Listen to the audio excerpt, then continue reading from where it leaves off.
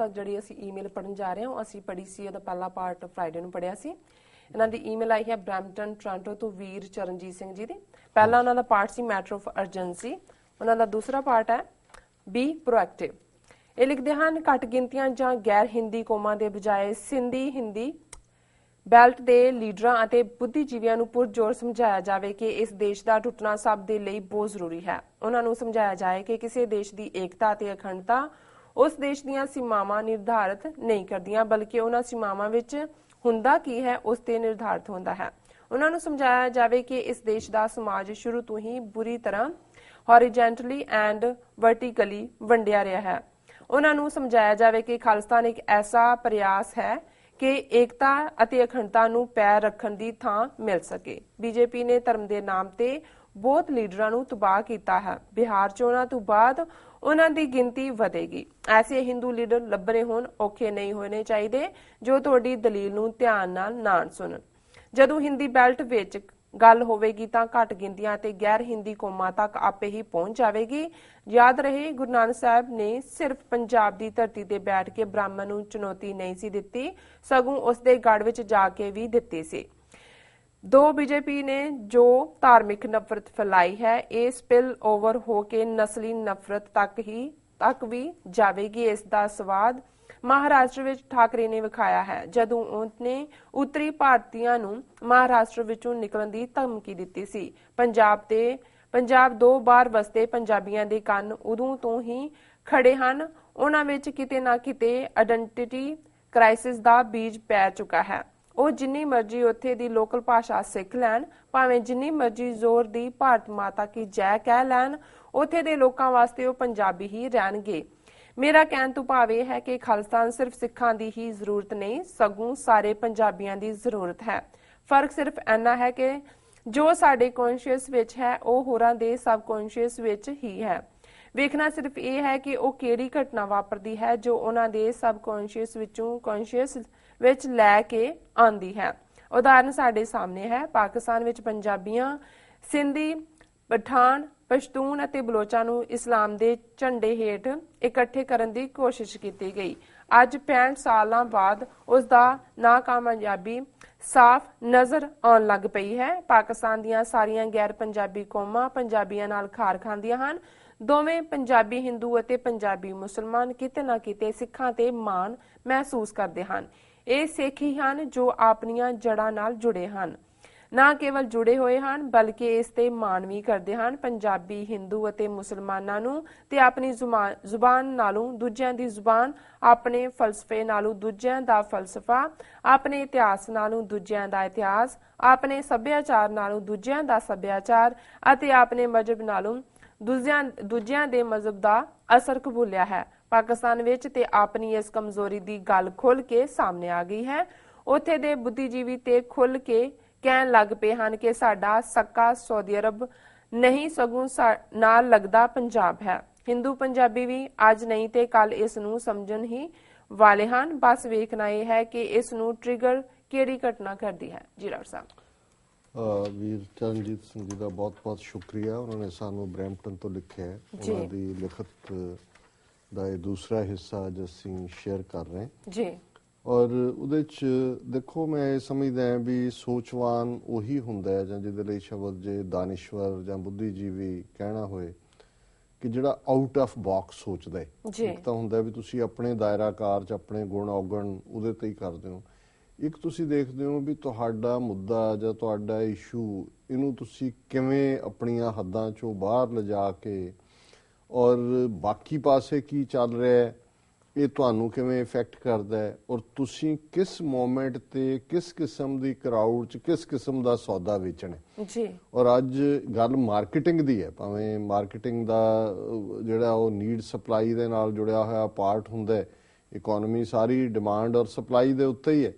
ਪਰ ਇਹੀ political Arena 'ਚ ਵੀ ਜਿੱਥੇ ਤੁਸੀਂ ਹਮਾਇਤ ਜਟਾਣੀ ਹੈ ਉੱਥੇ ਤੁਸੀਂ ਦੇਖਣਾ ਹੈ ਵੀ ਤੁਸੀਂ ਜਿਨ੍ਹਾਂ ਤੱਕ ਪਹੁੰਚ ਕਰਨੀ ਹੈ। ਹਰ ਇੱਕ ਲਈ ਖਾਲਿਸਤਾਨ ਸ਼ਬਦ ਸਾਨੂੰ ਜਿਹੜਾ ਉਹ ਗੈਲਵਨਾਈਜ਼ ਕਰਦਾ ਹੈ ਸਿੱਖਾਂ ਨੂੰ ਜਾਂ ਜਿਹੜੇ ਆਜ਼ਾਦੀ ਦੇ ਹੱਕਾਂ ਲਈ ਖਲੋਂਦੇ ਨੇ। ਜਿਹੜਾ ਦੁਸ਼ਮਣ ਹੈ ਉਹਨੂੰ ਉਹ ਇਸ ਸ਼ਬਦ ਨੂੰ ਸਾਨੂੰ ਆਤੰਕਵਾਦੀ ਔਰ ਅਲਗਾਵਵਾਦੀ ਇਸਤੇਮਾਲ ਦੱਸਣ ਦੇ ਲਈ ਜਿਹੜਾ ਉਹ ਇਸਤੇਮਾਲ ਕਰਦੇ ਨੇ ਜੀ ਔਰ ਕਿਸ ਤਰੀਕੇ ਨਾਲ ਈਵਨ ਇਸ ਸ਼ਬਦ ਨੂੰ ਜਾਂ ਜੇ ਅਸੀਂ ਸਮਝਦੇ ਹਾਂ ਵੀ ਅਸੀਂ ਲੌਬੀ ਕਰ ਰਹੇ ਹਾਂ ਕਿ ਨਵੰਬਰ 84 ਔਰ ਉਸ ਨੂੰ ਸਿੱਖ ਨਸਲਕੁਸ਼ੀ ਮੰਨਿਆ ਜਾਏ ਤੇ ਫਿਰ ਅਸੀਂ ਦੁਸ਼ਮਣ ਦਾ ਹਾਲ ਦੇਖੀਏ ਕਿ ਪਹਿਲਾਂ ਅਸੀਂ ਗੱਲ ਕੀਤੀ ਸੀ ਕਿ ਕਿਵੇਂ ਨਰਿੰਦਰ ਮੋਦੀ ਇੰਗਲੈਂਡ 'ਚ ਗਿਆ ਔਰ ਉਹਨੇ ਉਹ ਡੋਜ਼ੀਅਰ ਦਿੱਤਾ, ਉਹਦੇ 2-3 ਟੀਵੀ ਚੈਨਲਾਂ ਦੇ ਨਾਂ ਦੇ ਦਿੱਤੇ, ਕਿਹਾ ਜੀ ਗੁਰਦੁਆਰਿਆਂ 'ਚ ਬੰਬ ਬਣਾਉਣ ਦੀ ਟ੍ਰੇਨਿੰਗ ਹੈ ਔਰ ਫਲਾਣਾ ਢਿਮਕਾ ਹੈ। ਔਰ ਉਹਨਾਂ ਦੇ ਇੰਟੈਲੀਜੈਂਸ ਚੀਫ ਨੇ ਕਿਹਾ ਜੀ ਬਿਲਕੁਲ ਗਲਤ ਹੈ। ਲੇਕਿਨ ਹੁਣ ਆਸਟ੍ਰੇਲੀਆ ਦੇ ਹਵਾਲੇ ਨਾਲ ਜਿਹੜੀ ਇੱਕ ਮੇਨ ਖਬਰ ਵੀਕਐਂਡ ਦੇ ਉੱਤੇ ਹੀ ਸੀ ਕਿ ਆਸਟ੍ਰੇਲੀਅਨ ਗਵਰਨਮੈਂਟ ਨਾਲ ਇੰਡੀਅਨ ਮਿਨਿਸਟਰੀ ਦਾ ਜਿਹੜਾ ਹਾਈ ਲੈਵਲ ਡੈਲੀਗੇਸ਼ਨ ਮਿਲਿਆ, ਉਹਦੇ 'ਚ ਉਹਨਾਂ ਨੂੰ ਕਿਹਾ ਕਿ ਜੀ ਇਹ ਤੁਹਾਡੇ ਸਿੱਖ ਸਟੂਡੈਂਟ ਫੈਡਰੇਸ਼ਨ ਔਰ ਅਖੰਡ ਕੀਰਤਨ ਜਥਾ ਆਸਟ੍ਰੇਲੀਆ ਇਹ ਤਾਂ ਸਿੱਖਾਂ ਨੂੰ ਰੈਡੀਕਲਾਈਜ਼ ਕਰ ਰਹੇ ਨੇ, ਇਹਨਾਂ ਨੂੰ ਅੱਤਵਾਦੀ ਬਣਾ ਰਹੇ ਨੇ ਔਰ ਪੰਜਾਬ 'ਚ ਇਹਨਾਂ ਨੂੰ ਕਾਡਰ ਨਹੀਂ ਮਿਲਦਾ ਔਰ ਇਹ ਪਾਕਿਸਤਾਨ ਦੇ ਨਾਲ ਵੀ ਰਾਬਤਾ ਰੱਖਦੇ ਨੇ ਔਰ ਇਹ ਉੱਥੇ ਖਾਲਿਸਤਾਨ ਦੀ ਜਿਹੜੀ ਹੈ ਉਹ ਆ ਕੇ ਤਹਿਰੀਕ ਨੂੰ ਖੜੀ ਕਰ ਰਹੇ ਨੇ। ਔਰ ਇੱਕ ਗੱਲ ਉਹਦੇ 'ਚ ਉਹਨਾਂ ਨੇ ਕਹੀ ਕਿ ਜੇ ਇੱਥੇ ਜਿਹੜੇ ਗਰੁੱਪ ਨੇ ਇਹ ਜਿਹੜਾ ਨਸਲਕੁਸ਼ੀ ਰੈਕਗਨਾਈਜ਼ ਕਰਾਉਣ ਲਈ ਜਿਹੜੀ ਸਿੱਖਾਂ ਦੀ ਕਿਲਿੰਗ ਆ ਉਹ ਬਹੁਤ ਲੌਬੀ ਇੱਥੇ ਕੰਮ ਕਰ ਰਹੇ ਨੇ। ਜਿਵੇਂ ਇਹਨਾਂ ਮੁਲਕਾਂ ਦੇ ਵਿੱਚ ਇਸ ਗੱਲ ਦੇ ਲਈ ਲੌਬੀ ਕਰਨਾ ਜਿਹੜਾ ਹੈ ਉਹ ਆਤੰਕਵਾਦ ਹੋਏ। ਪਰ ਹੁਣ ਤੁਸੀਂ ਔਰ ਇਸ ਗੱਲ ਨੂੰ ਉਹਨਾਂ ਨੇ ਹਾਲਾਂਕਿ ਜੇ ਕੋਈ ਦੋ ਹਕੂਮਤ ਦੀਆਂ ਟੀਮਾਂ ਕੋਈ ਖੁਫੀਆ ਜਾਣਕਾਰੀ ਸ਼ੇਅਰ ਕਰਦੀਆਂ ਨੇ ਉਹ ਤਾਂ ਕਰਦੀਆਂ ਹੀ ਰਹਿੰਦੀਆਂ ਨੇ ਹਕੂਮਤਾਂ ਨੋਟਸ ਕੰਪੇਅਰ, ਪਰ ਇਹਨਾਂ ਨੇ ਇੰਗਲੈਂਡ ਵਾਲੀ ਕਹਾਣੀ ਨੂੰ ਵੀ ਆਸਟ੍ਰੇਲੀਆ ਵਾਲੀ ਨੂੰ ਵੀ ਯਕੀਨੀ ਬਣਾਇਆ ਕਿ ਮੀਡੀਆ ਦੇ ਵਿੱਚ ਛਪੇ ਇੰਡੀਅਨ ਏਜੰਸੀਆਂ ਨੇ, ਕਿਉਂਕਿ ਮਕਸਦ ਹਕੂਮਤਾਂ ਨੂੰ ਤਾਂ ਪਤਾ ਹੈ ਵੀ ਜਿਹੜੇ ਗਰੁੱਪ ਉਹਨਾਂ ਦੇ ਕੰਮ ਕਰਦੇ ਨੇ ਉਹ within the ambit of the law ਹੈ ਔਰ ਸਿੱਖਾਂ ਨੇ ਕਦੇ ਵੀ ਕੋਈ ਕਾਨੂੰਨ ਫਲਾਊਟ ਨਹੀਂ ਕੀਤਾ ਹੈ। ਲੇਕਿਨ ਇਹ ਸਿੱਖਾਂ 'ਚ ਇੱਕ ਡਰ ਪੈਦਾ ਕਰਨ ਦਾ ਹੈ ਕਿ ਭਾਈ ਜਿਹੜੇ ਅਖੰਡ ਕੀਰਤਨੀ ਜਥੇ ਦੇ ਸਮਾਗਮਾਂ ਤੇ ਜਾਂਦੇ ਨੇ, ਰੈਣ ਸਬਾਈ ਜਾਂਦੇ ਨੇ ਜਾਂ ਦਿਵਸ ਸੁਹੇਲਾ 'ਚ ਜਾਂਦੇ ਨੇ ਜਾਂ ਫੈਡਰੇਸ਼ਨ ਦੇ ਨਾਲ ਜਿਹੜੇ ਐਕਟਿਵਿਸਟ ਨੇ ਬਹੁਤ ਸਾਰੇ ਯੰਗਸਟਰ ਸਟੂਡੈਂਟਸ ਜਿਹੜੇ ਜਿਨ੍ਹਾਂ ਨੇ ਨਵੰਬਰ 84 ਔਰ ਦੂਸਰੇ ਦੇ ਨਾਲ ਸੰਬੰਧਿਤ ਸਮਾਗਮ ਆਰਗੇਨਾਈਜ਼ ਕੀਤੇ ਨੇ ਉਹਨਾਂ 'ਚ ਖੌਫ ਪੈਦਾ ਕਰੋ। ਜੀ ਦੇਖੋ ਆਸਟ੍ਰੇਲੀਅਨ ਗਵਰਨਮੈਂਟ ਸਾਡੇ ਤੇ ਜਿਹੜੀ ਆਖ ਰੱਖੇ। ਅੱਜ ਹੀ ਮੇਰੀ ਆਸਟ੍ਰੇਲੀਆ ਦੇ ਕੁਝ ਐਕਟਿਵਿਸਟ ਨਾਲ ਗੱਲ ਹੋ ਰਹੀ ਸੀ, ਮੈਂ ਉਹਨਾਂ ਨੂੰ ਕਿਹਾ ਜੀ ਇਹ ਤੁਸੀਂ ਇਹਨਾਂ ਦੀਆਂ ਹਕੂਮਤਾਂ ਨੂੰ ਇਹਨਾਂ ਦੀ ਆਸਟ੍ਰੇਲੀਅਨ ਗਵਰਨਮੈਂਟ ਨੂੰ ਕਹੋ ਜੀ ਅਸੀਂ ਐਜ਼ ਏ ਆਸਟ੍ਰੇਲੀਅਨ ਸਿਟੀਜ਼ਨ ਸਾਡੇ ਹੱਕਾਂ ਦੇ ਉੱਤੇ ਛਾਪਾ ਮਾਰ ਰਹੇ ਨੇ ਔਰ ਸਾਡੀ ਜਿਹੜੀ ਫਰੀडम ਆਫ ਐਕਸਪ੍ਰੈਸ਼ਨ ਹੈ ਔਰ ਸਾਡੀਆਂ ਲਾਈਵਸ ਨੇ ਅਸੀਂ ਐਜ਼ ਐਨ ਆਸਟ੍ਰੇਲੀਅਨ ਸਿਟੀਜ਼ਨ ਜਿਹੜਾ ਇੱਥੇ ਪਾਰਟਿਸਿਪੇਟ ਕਰਦੇ ਹਾਂ they are interfering in our activity. Khalistan ਕਹਿਣਾ ਲੌਬੀ ਕਰਨਾ ਸਾਡਾ ਹੱਕ ਹੈ। ਲੇਕਿਨ ਮੈਂ ਸਮਝਦਾ ਹਾਂ ਵੀ ਜਿਵੇਂ ਵੀਰ ਚਰਨਜੀਤ ਸਿੰਘ ਜੀ ਨੇ ਗੱਲ ਕੀਤੀ, ਇਹਨਾਂ ਨੇ ਹੁਣ ਇਹ ਇੱਕ ਖੌਫ ਹੈ ਕਿ ਖਾਲਿਸਤਾਨ ਦਾ ਪਹਿਲਾਂ ਤਾਂ ਉਹਨਾਂ ਨੇ ਦਹਿਸ਼ਤਗਰਦ ਆਤੰਕਵਾਦੀ ਬਣਾ ਕੇ ਉੱਥੇ ਤਾਂ ਸਿੱਖਾਂ ਨੂੰ ਹੀ ਡਰਾ ਦਿੱਤਾ। ਇਹ ਤਾਂ ਗੱਲ ਕਰ ਰਹੇ ਨੇ ਕਿ ਵੀ ਅਸੀਂ ਯੂਪੀ ਜਾਂ ਬਿਹਾਰ ਜਾਂ ਉਹਨਾਂ ਨੇ ਕਿਹਾ ਕਿ ਜੀ ਗੁਰੂ ਨਾਨਕ ਸਾਹਿਬ ਨੇ ਵੀ ਉਹਨਾਂ ਦੇ ਗੜ੍ਹ 'ਚ ਜਾ ਕੇ ਚੈਲੰਜ ਕੀਤਾ। ਮੈਂ ਤਾਂ ਇੱਧਰ ਦੇਖਦਾ ਹਾਂ ਵੀ ਜਿਸ ਕਿਸਮ ਦਾ ਮਾਹੌਲ ਉਹਨਾਂ ਏਜੰਸੀਆਂ ਨੇ ਉੱਥੇ ਬਣਾਇਆ ਔਰ ਹੁਣ ਬਾਹਰ ਜਿਸ ਤਰੀਕੇ ਦੇ ਨਾਲ ਪਹਿਲਾਂ ਕੈਨੇਡਾ 'ਚ ਇਹੋ ਜਿਹਾ ਕੰਮ ਕੀਤਾ ਆ ਕੇ ਇਹਨਾਂ ਨੇ ਕਿ ਜੀ ਪਿੰਡਾਲਿਆਂ ਦੀ ਫੋਟੋ ਦੇ ਨਾਲ ਪ੍ਰੋਸੈਸ਼ਨ ਨਿਕਲਦੇ ਨੇ ਔਰ ਗੁਰਦੁਆਰਿਆਂ 'ਚ ਗੱਲ ਹੁੰਦੀ ਹੈ ਔਰ ਸੁੱਖਾ ਅਮਲੀ ਹੁਣ ਜੇ ਇਹ ਕਹਿ ਰਿਹਾ ਜੀ ਸਰਬੱਤ ਖਾਲਸਾ ਜਿਹੜਾ ਉਹ ਇਹਨਾਂ ਨੇ ਖਾਲਿਸਤਾਨੀ ਦਹਿਸ਼ਤਗਰਦਾਂ ਨੇ ਕੀਤਾ। ਫਿਰ ਕਹਿੰਦੇ ਜੀ ਅਮਰਿੰਦਰ ਜਦੋਂ ਟੋਰਾਂਟੋ ਗਿਆ ਸੀ ਉਹ ਡਿਕਸੀ ਗੁਰਦੁਆਰੇ ਗਿਆ ਉੱਥੇ ਖਾਲਿਸਤਾਨ ਦਾ ਬੈਨਰ ਲੱਗਾ ਸੀ ਤਾਂ ਖਾਲਿਸਤਾਨੀਆਂ ਨਾਲ ਰਲੇ ਹੋਏ ਨੇ। ਹੁਣ ਮਤਲਬ ਜਦੋਂ ਆਪਣੇ ਹੀ ਇਸ ਕਿਸਮ ਦੇ ਹੱਥ ਠੋਕੇ ਬਣੇ ਹੋਏ ਨੇ ਤੇ ਦੁਸ਼ਮਣ ਤਾਂ ਪਹਿਲਾਂ ਹੀ ਉਹ ਤਾਂ ਦੇਖਦੇ ਨੇ ਕਿ ਵੀ ਬਾਹਰਲੀਆਂ ਹਕੂਮਤਾਂ ਤੱਕ ਉਹਨਾਂ ਨੇ ਕਿਵੇਂ ਸਿੱਖਾਂ ਦਾ ਇਮੇਜ ਖਰਾਬ ਕਰਨਾ। ਪਰ ਸਿਧਾਂਤਕ ਤੌਰ ਤੇ ਇਹਨਾਂ ਨੇ ਜਿਹੜੀ ਇੱਕ ਗੱਲ ਕੀਤੀ ਜਿਹੜੀ ਕਿ ਮੈਂ ਸਮਝਦਾ ਵੀ ਮੈਨੂੰ ਇਹਦੇ 'ਚੋਂ ਬਹੁਤ ਚੰਗੀ ਲੱਗੀ ਕਿ ਇਨ ਦਾ ਐਂਡ ਆਫ ਦਾ ਡੇ ਜਿਹੜਾ ਹਿੰਦੂਤਵਾ ਦਾ ਵੀ ਕਾਰਡ ਸੀ ਉਹ ਵਿਕੇਗਾ ਨਹੀਂ ਜਾਂ ਵਿਕਦਾ ਨਹੀਂ ਹੈ। ਜਿਵੇਂ ਉਹਨਾਂ ਨੇ ਸ਼ਿਵ ਸੈਨਾ ਵਾਲਿਆਂ ਨੇ ਉੱਥੋਂ ਭਜਾਣੇ ਪਹਿਲਾਂ ਮਦਰਾਸੀਆਂ ਤੇ ਗੁਜਰਾਤੀਆਂ ਤੇ ਸਿੰਧੀਆਂ ਤੇ ਹੁਣ ਯੂਪੀ ਬਿਹਾਰ ਦੇ ਭਈਏ। ਇਹਦਾ ਮਤਲਬ ਇੱਕ ਪਾਸੇ ਉਹ ਹਿੰਦੂਤਵਾ ਨੂੰ ਮੰਨਣ ਵਾਲੇ ਨੇ ਪਰ ਅਲਟੀਮੇਟਲੀ ਗੱਲ ਐਥਨੀਸਿਟੀ ਦੇ ਉੱਤੇ ਆ ਕੇ ਰੁਕ ਜਾਂਦੀ ਹੈ। ਜੋ ਉਹਨਾਂ ਨੇ ਕਿਹਾ ਵੀ ਪੰਜਾਬੀ ਹਿੰਦੂ ਭਾਵੇਂ ਕੌਨਸ਼ੀਅਸਲੀ ਸਾਡੇ ਨਾਲ ਨਾ ਹੋਏ ਸਬ ਕੌਨਸ਼ੀਅਸਲੀ ਉਹਨੂੰ ਵੀ ਹੁੰਦਾ ਵੀ ਜਦੋਂ ਉੱਥੋਂ ਜੁੱਤੀਆਂ ਪਈਆਂ ਸਾਰੇ ਪਾਸਿਓਂ ਜਾਣਾ ਕਿੱਧਰ ਨੂੰ ਹੈ। ਪੰਜਾਬ ਨਾਲ ਤੁਸੀਂ ਆਇਡੈਂਟੀਫਾਈ ਨਹੀਂ ਕਰਦੇ ਔਰ ਜਿਹੜਾ ਮੁਸਲਮਾਨ ਪੰਜਾਬੀ ਹੈ ਜਿਵੇਂ ਪਾਕਿਸਤਾਨ 'ਚ ਵੀ ਹੈ ਉਹ ਸਿੱਖ ਤੇ ਪ੍ਰਾਈਡ ਕਰਦਾ ਔਰ ਇਹ ਗੱਲ 20s ਦੇ ਵਿੱਚ ਉਹਨਾਂ ਦੇ ਇੱਕ ਸਕਾਲਰ ਨੇ ਕਹੀ ਸੀ ਕਿ ਵੀ ਸਿੱਖ ਭਾਵੇਂ ਨੰਬਰ 'ਚ ਥੋੜੇ ਨੇ ਅੱਜ ਪੰਜਾਬ ਲੇਕਿਨ they are the soul of Punjab ਦੀ ਰੂਹ ਨੇ। ਔਰ ਇਹਦੇ 'ਚ ਕੋਈ ਸ਼ੱਕ ਨਹੀਂ ਹੈ ਕਿ ਸਿੱਖਾਂ ਨੇ ਜ਼ਬਾਨ ਵੀ ਸਾਂਭੀ ਹੈ, ਹਿਸਟਰੀ ਵੀ ਹੈ ਔਰ ਅਲਟੀਮੇਟਲੀ ਆਪਣੀ ਆਈਡੈਂਟੀਟੀ ਵੀ ਜਿਹੜੀ ਜਦੋਂ ਤੱਕ ਸਾਡੇ ਸਿਰ ਤੇ ਪੱਗ ਹੈ ਔਰ ਬੋਲੀ ਹੈ ਅਸੀਂ ਪੰਜਾਬ ਦੇ ਨਾਲ ਬੱਝੇ ਹੋਏ ਹਾਂ ਜੁੜੇ ਹੋਏ ਹਾਂ।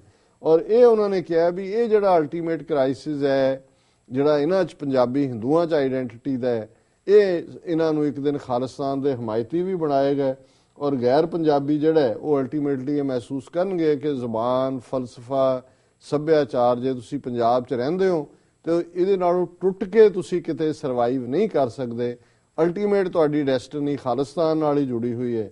ਔਰ ਸਾਨੂੰ ਇਹ ਦੱਸਣ ਦੀ ਲੋੜ ਹੈ ਕਿ ਖਾਲਿਸਤਾਨ ਏਕਤਾ, ਅਖੰਡਤਾ ਨੂੰ ਇਨਫੈਕਟ ਸੱਭਿਆਚਾਰਾਂ ਦੀ ਮਜ਼ਬੂਤ ਕਰਦਾ ਹੈ, ਨਾ ਕਿ ਇਹ ਕੋਈ ਸੀਮਾਵਾਂ ਦਾ ਨਾਂ ਨਹੀਂ ਹੈ। ਪਰ ਮੈਂ ਇਹ ਵੀ ਕਹਿ ਦਿਆਂ ਵੀ ਇੱਥੇ ਅਸੀਂ ਸੀਮਾ ਦੀ ਗੱਲ ਵੀ ਕਰ ਰਹੇ ਹਾਂ ਕਿਉਂਕਿ ਅਲਟੀਮੇਟਲੀ ਖਾਲਿਸਤਾਨ ਇੱਕ ਪੋਲੀਟੀਕਲ ਸੋਵਰਨ ਸਟੇਟ ਦੇ ਤੌਰ ਤੇ ਅਸੀਂ ਉਸ ਖਿੱਤੇ ਦੇ ਵਿੱਚ ਜਿਹੜਾ ਹੈ ਉਹ ਸਾਰਨੀ ਹੈ। ਲੇਕਿਨ ਸਪਿਰਿਟ ਆਫ ਦਾ ਆਰਗੂਮੈਂਟ ਠੀਕ ਹੈ ਕਿ ਖਾਲਿਸਤਾਨ ਸਾਊਥ ਏਸ਼ੀਆ ਦੇ ਵਿੱਚ ਜਿਹੜਾ ਇਸ ਸਾਰੀ ਪ੍ਰੋਸੈਸ ਨੂੰ ਫੈਸਿਲਿਟੇਟ ਕਰੇਗਾ, ਜਿਹੜੀ ਕਿ ਆਪਸੀ ਸਾਂਝ ਦੀ ਹੈ, ਕਿਉਂਕਿ India as a Geographical NTT ਨਾ ਕਦੇ ਦੇਸ਼ ਸੀ ਨਾ ਹੈ, ਔਰ 67 ਸਾਲ ਬਾਅਦ ਵੀ ਜ਼ੁਲਮਾਂ ਦੇ ਬਾਵਜੂਦ ਕੋਈ ਇੰਡੀਅਨ ਆਈਡੈਂਟੀਟੀ ਨਾਂ ਦੀ ਚੀਜ਼ ਕ੍ਰੀਏਟ ਨਹੀਂ ਹੋਈ। ਸੋ ਇਸ ਦੇ ਵਿੱਚ ਸਾਡਾ ਖਾਲਿਸਤਾਨ ਦਾ ਕਨਸੈਪਟ ਜਿਹੜਾ ਹੈ ਉਹ ਇੱਕ ਗੁੱਡ ਨੈਗੋਸ਼ੀਏਸ਼ਨ ਕਿ ਉੱਥੇ ਕੀ ਸਿਸਟਮ ਸਬ ਕੰਟੀਨੈਂਟ 'ਚ ਹੋ ਸਕਦਾ ਹੈ, ਇਹਨੂੰ ਐਨਕਰੇਜ ਕਰ ਸਕਦਾ। ਜੀ ਬਿਲਕੁਲ ਡਾਕਟਰ ਸਾਹਿਬ, ਤੁਹਾਡਾ ਬਹੁਤ ਬਹੁਤ ਸ਼ੁਕਰੀਆ। ਹੁਣ ਤੁਸੀਂ ਸਾਡੇ ਦਰਸ਼ਕਾਂ ਨੂੰ ਦੱਸੋ ਅੱਜ ਦਾ ਵਿਚਾਰ। ਅੱਜ ਦੇ ਵਿਚਾਰ ਲਈ ਅਸੀਂ 10ਵੇਂ ਪਾਤਸ਼ਾਹ ਦੇ ਜ਼ਫਰਨਾਮਾ, ਪਾਤਸ਼ਾਹੀ 10ਵੀਂ ਜਿਹੜਾ ਉਹਨਾਂ ਨੇ ਔਰੰਗਜ਼ੇਬ ਨੂੰ ਲਿਖਿਆ, 5 ਸ਼ੇਅਰ ਚੁਣੇ ਨੇ ਜੀ। ਔਰ ਪਹਿਲਾ ਸ਼ੇਅਰ ਹੈ ਕਿ ਬਰਸਰ ਤੁਰਾ ਫਰਜ਼ ਕਸਮੇ ਕੁਰਾਂ ਬਾ ਗੁਫਤੇ ਸ਼ੁਮਾ ਕਾਰ ਖੂਬੀ ਰਸਾਂ। ਇਹ ਪੰਜਾਬੀ ਅਨੁਵਾਦ ਇਹਦਾ ਅਵਤਾਰ ਸਿੰਘ ਆਜ਼ਾਦ ਜੀ ਨੇ ਕੀਤੇ। ਖਾਦੀ ਕਸਮ ਕੁਰਾਨ ਦੀ ਤੂੰ ਜੋ ਉਸ ਨੂੰ ਪਾਲ, ਆਪਣੇ ਕੀਤੇ ਕੌਲ ਨੂੰ ਕਰਕੇ ਸੱਚ ਵਿਖਾਲ। ਕਿ ਜਿਹੜਾ ਕੁਰਾਨ ਦੇ ਉੱਤੇ ਸਹੁੰ ਖਾ ਕੇ ਅਨੰਦਪੁਰ ਸਾਹਿਬ ਭੇਜਿਆ ਸੀ ਕਾਜ਼ੀ ਨੂੰ, ਉਹ ਗੁਰੂ ਸਾਹਿਬ ਨੂੰ ਯਾਦ ਕਰਵਾ ਰਹੇ ਨੇ ਵੀ ਬਾਇਦ ਤੂੰ ਦਾਨਿਸ਼ ਪ੍ਰਸਤੀ ਕੁਨੀ ਬਾਕਾਰੇ ਸ਼ਮਾ ਚੀਰੇ ਦਸਤੀ ਕੁਨੀ। ਤੈਨੂੰ ਚਾਹੀਦਾ ਸੱਦ ਲਵੇਂ ਦਾਨਿਸ਼ਮੰਦ ਕਹਾਏ, ਤਿਆਗੇ ਜ਼ੁਲਮ ਅਨਰਥ ਨੂੰ ਲੋੜੇ ਸੱਚ ਨਿਆਏ। ਅਗਲਾ ਸ਼ੇਰ ਹੈ ਚਾਹ ਸ਼ੁੱਧ ਕੇ ਚੂੰ ਬਚਗਾ ਕੁਸ਼ਤਾਚਾਰ ਕਿ ਬਾਕੀ ਮਹਿਮਾਨਦਸਤ ਪੇਚੀਦਾ ਮਾਰ।